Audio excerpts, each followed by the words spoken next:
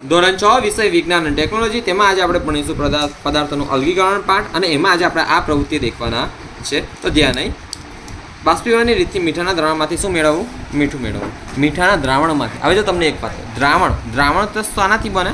દ્રાવણ કોનાથી બને? દ્રાવ્ય અને દ્રાવક, અથવા એને એમ પણ બોલાય દ્રાવણ શાનાથી બને? દ્રાવક અને દ્રાવ્ય. તો જો પાણીમાં જે વધારે માત્રામાં હોય તેને શું કહેવાય? દ્રાવણમાં જે વધારે માત્રામાં હોય તેને શું કહેવાય? દ્રાવક. અને જે ઓછી માત્રામાં હોય તેને શું કહેવાય? દ્રાવ્ય. જો ક પરથી યાદ રાખો, કનો પહેલો નંબર આવે? કક્કામાં ક પહેલા આવે કે ય પહેલા આવે? ક. એટલે પહેલો નંબર કોનો આવે? ક. તો વધારે માર્ક્સ કોના હશે? ક ના. વધારે માર્ક્સ કોના હશે? ક ના. એટલે દેખો, દ્રાવણમાં દ્રાવક ક વધારે હોય, કનો પહેલો નંબર વધારે માર્ક્સ, એટલે દ્રાવક ક વધે, દ્રાવ્ય ઓછું હોય. તો જો બાષ્પીભવન રીતથી મીઠાના દ્રાવણમાં મીઠું મેળવવું. મીઠાનું દ્રાવણ એટલે કોનું મિશ્ર દ્રાવણ હશે? પાણી અને મીઠું. તો દેખો, આ બીકર છે. આ બીકરની એની અંદર આ શું છે? મીઠાનું દ્રાવણ છે. આ શું છે? મીઠાનું દ્રાવણ.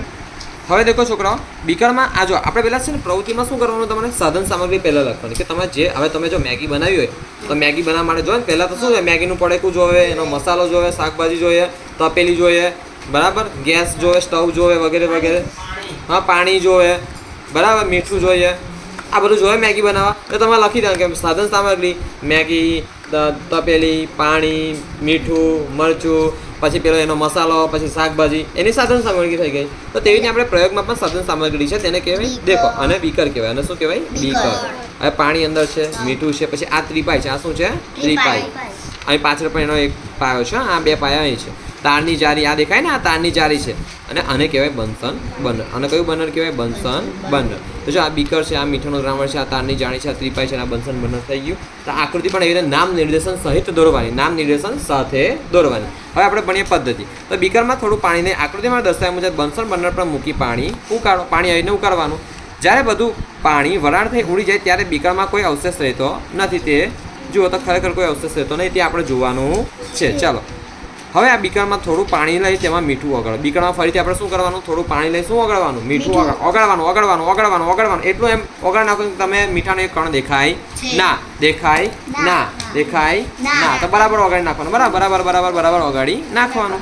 હવે બીકરમાં થોડું પાણી લઈ તેમાં મીઠું ઓગાળવા. મીઠાનું દ્રાવણ કેવું દેખાશે? સ્વચ્છ દેખાશે. એટલે બરાબર ઓગળી ગયું. મીઠાના દ્રાવણ પડેલા બીકરને ધીમા તાપે ગરમ કરવાનું. શું કરવાનું? તાપ કેવો રાખવાનો? ધીમો.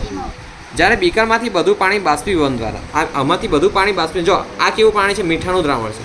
આપણે પાણી બી છે અને મીઠું પણ છે. તો બધું પાણી આમ બાષ્પીભવન દ્વારા ઉપર ઉડી જાય છે. ત્યારે બીકરમાં કઈ અવશેષ વધે છે કે નહીં તે તપાસો. તો હા, બીકરમાં કંઈક વધશે.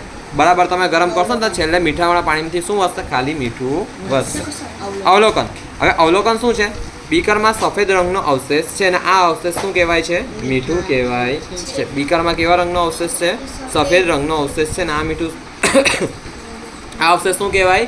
મીઠું કહેવાય છે. અને છેલ્લે નિર્ણય પણ લખવાનો. જો પ્રવૃત્તિ લખો તો સાધન સામગ્રી 1, આકૃતિ 2, પદ્ધતિ 3, અવલોકન 4 અને નિર્ણય 5. આ 5 પંજો લખવાની જરૂરિયાત હોય છે, એટલે એ લખજો. નિર્ણય કે બાષ્પીભવનની રીતથી મીઠાના દ્રાવણમાંથી મીઠું મેળવી શકાય છે. મતલબ કે તમને પરીક્ષામાં 1 માર્ક્સમાં પૂછે, કાં તો વિકલ્પી પૂછે, કાં તો ખાલી જગ્યા પૂછે, તો લખવાનું શું? બાષ્પીભવન. કઈ રીતથી મીઠાના દ્રાવણમાંથી મીઠું મેળવી શકાય? તો કઈ રીતથી? બાષ્પીભવન. પરીક્ષામાં પૂછાય તો આખો જ સરસ લખાય. તો હવે પણ પૂછવાની શક્યતા છે અને આવતીકાલે આપણું ચાલશે. આ તમારે આખું મોડે લખવાનું છે. 3 વખત લખી લેવાનું, વધારે નહીં. ઓકે, ક્લાસ પૂરો.